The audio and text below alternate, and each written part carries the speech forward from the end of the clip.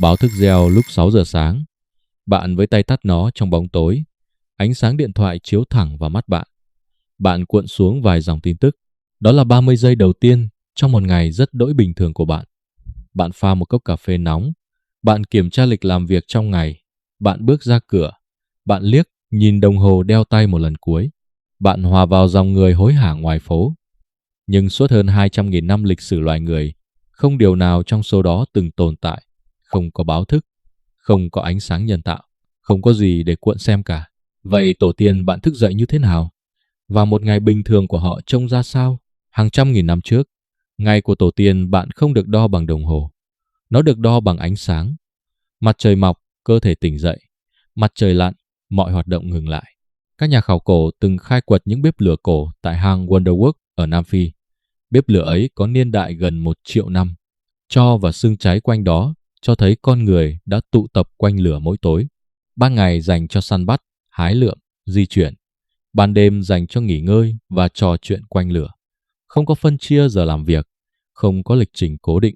Nhịp sống phụ thuộc vào ánh sáng tự nhiên và phụ thuộc vào mùa trong năm. Vào mùa hè, ngày dài hơn, con người hoạt động nhiều hơn. Vào mùa đông, bóng tối đến sớm. Mọi người co cụm lại gần nhau hơn, gần ngọn lửa hơn. Không có gì cố định cả. Cơ thể tổ tiên bạn phản ứng trực tiếp với môi trường xung quanh. Không có gì đứng giữa họ và bầu trời. Bạn có tưởng tượng được cảm giác đó không? Kể cả khi trời đổ mưa, nhịp sống ấy vẫn không đổi, chỉ chuyển vào trong hang.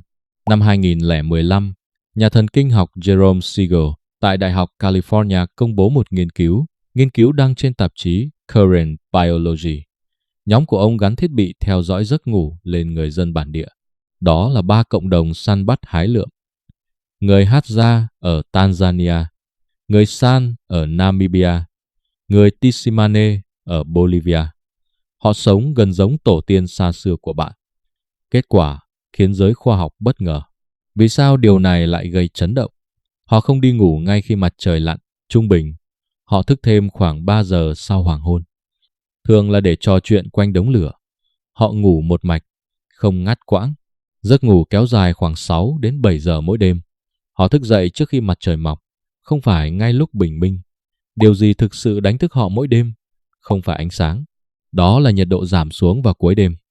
Cơ thể họ phản ứng với sự thay đổi nhiệt độ, giống như một chiếc đồng hồ sinh học tự nhiên.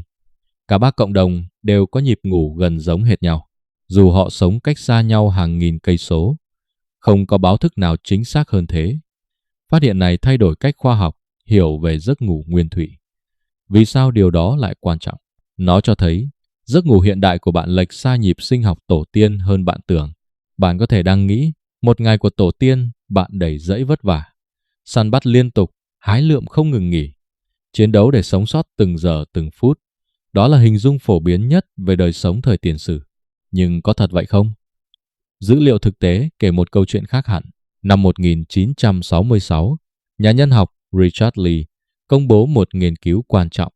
Ông nghiên cứu người cung ở sa mạc Kalahari. Ông theo dõi sát thời gian lao động thực tế của họ suốt nhiều tuần liền.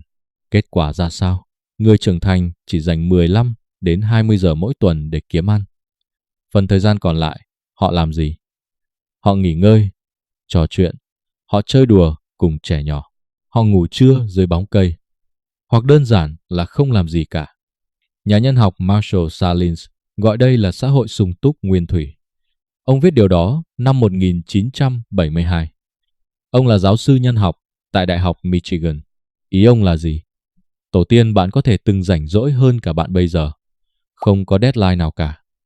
Không có việc mang về nhà làm thêm buổi tối. Không có tin nhắn công việc lúc 10 giờ đêm. Họ săn đủ ăn rồi dừng lại. Họ hái đủ dùng rồi trở về. Thời gian còn thừa dành để nghỉ ngơi và gắn kết với nhau. Đó là một phát hiện đáng kinh ngạc.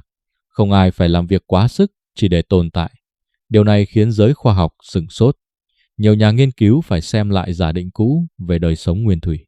Vất vả không phải là điều đầu tiên định nghĩa một ngày của tổ tiên bạn. Có một chi tiết nhỏ nhưng thú vị về ngôn ngữ của người Hadza ngày nay. Trong tiếng Hadza không tồn tại từ nào mang nghĩa như từ công việc, săn bắt, hái lượm, trò chuyện. Tất cả được gọi bằng những từ mô tả hành động cụ thể. Không tách biệt lao động và giải trí như ngôn ngữ của bạn vẫn làm. Tìm mật ong buổi sáng, kể chuyện quanh lửa buổi tối. Với họ, hai việc đó không thuộc hai phạm trù khác nhau. Cả hai chỉ là một phần của việc sống mỗi ngày. Đây không phải trường hợp cá biệt. Bạn có biết vì sao không? Nhiều cộng đồng săn bắt hái lượm khác trên thế giới cũng có đặc điểm ngôn ngữ tương tự. Ranh giới giữa giờ làm và giờ nghỉ có thể trẻ hơn bạn vẫn nghĩ. Giờ hãy nghĩ về buổi chiều của chính bạn. Khoảng 2 đến 3 giờ chiều, năng lượng bạn tụt hẳn xuống, mắt bạn nặng trĩu, bạn thèm một giấc ngủ ngắn. Nhiều người coi đó là dấu hiệu của sự lười biếng hay là thiếu kỷ luật. Nhưng khoa học giấc ngủ lại cho thấy điều ngược lại. Vì sao cơ thể bạn lại làm điều đó? Khoa học gọi đó là giai đoạn trũng năng lượng buổi trưa. Đó không phải là bệnh.